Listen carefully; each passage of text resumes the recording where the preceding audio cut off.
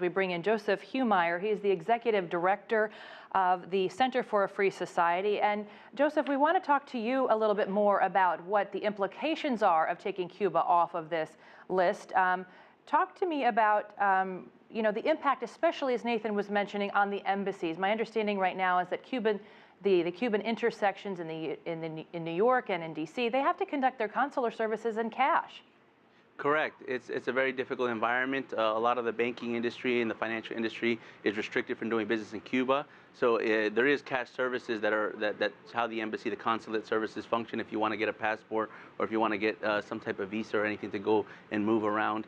But I'd say there's two things that we have to segment. One is the state-sponsored terror list that has some compliance standards that do restrict financial activity. But then there's the embargo. And the embargo is backed by 6 legislative statutes. That is the main component that actually bars U.S. trade and transactions from the island. And so what we're not talking about, I mean, we may be talking about taking them off the state-sponsored terror list, but that doesn't mean that they're going to be lifting the embargo, because lifting the embargo requires an act of Congress. And so I think they'll still be difficult for many banks and other financial entities to do business on the island, given if they're taken off the terror list. Joseph, let's talk about that embargo, or the blockade, as the Cubans call it, of course. You say, of course, quite rightly, that Congress has to basically lift that. It's a Republican-controlled Congress. Lots of people are against this deal. Can you see that blockade being lifted anytime soon? And what does that mean for this process that started in December? It seems half-baked if we don't get a lift of the embargo. Sure. I mean, not in the near future. When I say near future, I mean in the next couple of years with the Republican-controlled Congress. There's a handful of congressmen and maybe half a dozen senators that definitely will oppose that kind of action and will fight it vehemently on the congressional floor. So I don't see that happening in the near future. But who knows what could happen, do the makeup of the Congress changes in the next cycle, or perhaps if the administration changes in the next cycle. I do want to point out that, however, that while the embargo has had its impact on the Cuban economy, it's really relatively small in compared to the real reason why the Cuban economy is not doing well, which is the Cuban economic policies by the government itself, the Cuban government itself. Price controls, lack of property rights, trade barriers. These are all the recipes for economic disaster. And that's why the Cuban government and the Cuban economy is in such dire condition. And lifting the embargo, while that might have somewhat of a marginal effect, it's not going to open up the island to a sense of robust free trade and free markets. I think that's somewhat of an illusion. But Joseph, we know that people in Cuba, they really only have access to Cuban banks right now, and even their own currency in some cases. So I guess I wonder if lifting this terror designation would also be part of bringing more global banks to the table that could offer credit and other types of banking services that the Cubans need and want.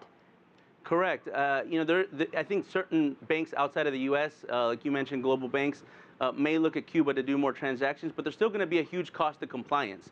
So say they remove them off the list, it's not necessarily that these banks are going to have a huge customer base in Cuba. They're going to be able to send and open up a branch of the bank in Cuba. In order to do that, they're going to have enough customers and enough companies in Cuba. They're going to want to do transactions with that bank. Unfortunately, the economic environment in Cuba is not conducive to that. There's not a lot of areas of the economic sector in Cuba that are going to be really booming, so that banks are going to want to put branches on the island. And so I do think, while it might open up some lines of credit and things like that, there's not enough financial activity, economic activity, to really make the compliance costs lower to the point that you're going to see like an influx of banks just opening up branches all over the island. And Joseph, I quickly want to get to something before you go, and that is just the timing here. There's going to be there's going to be an announcement of the summit. There's going to be a lot of fanfare around the summit, and just the mere fact that these two leaders are meeting. But what's the significance, potentially, as Nathan and I were discussing, of lifting the terror designation just before or during the summit, do you think? Sure, it's highly symbolic, probably somewhat political. I believe it's going to offer some goodwill. I mean, Cuba has a lot of allies in Latin America, so it'll offer some goodwill, and it might take the attention off other topics like Venezuela and other more polemic or controversial topics that might be brought up. But I don't think I think it's a bit premature for the U.S. government. I mean, this is a national security concern.